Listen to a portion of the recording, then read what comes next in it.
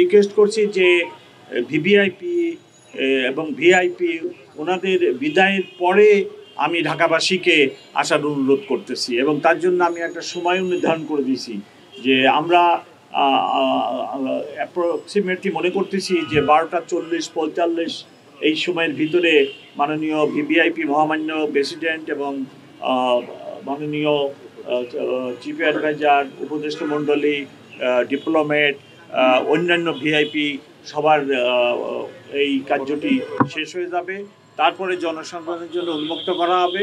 এই জন্য আমি সকলকে আবার অনুরোধ করতেছি, ঢাকাবাসীকে অনুরোধ করতেছি ওনারা জন্য এই সময়টা একটু মেনে আসেন, তাহলে ওনাদেরও কষ্ট কম হবে।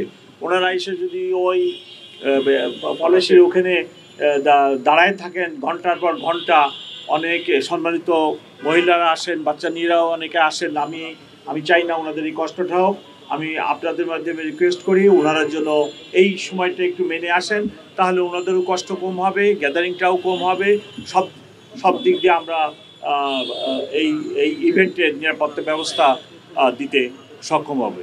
আমি যতদূর জানি এখানে র্যাবেরও যথেষ্ট ডিপ্লয়মেন্ট থাকবে এবং তারা এবং আমরা উভয়ের সমন্বয় করে সমগ্র নিরাপত্তা ব্যবস্থা সাজিয়েছি। একটা জিনিস বুঝতে হবে যে যেনারা যে সমস্ত শীর্ষ সন্ত্রাসী জামিনে আছে তাদের এরিয়া অফ ক্রাইম বা এরিয়া অফ অপারেশন এক জিনিস, আর শহীদ মিনারের পুষ্পমাল্য অর্পণ ভিন্ন জিনিস।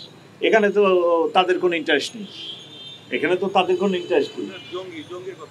জঙ্গি আশঙ্কা নেই, জঙ্গির সেরকম কিছু নেই। তবে শীর্ষ সন্ত্রাসীদের ইন্টারেস্ট ভিন্ন ক্ষেত্রে, তারা চাঁদা আদায়, টোল কালেকশন, এটা সেটা, ওই দিকে তাদের ইন্টারেস্ট, এদিকে তাদের ইন্টারেস্ট নেই।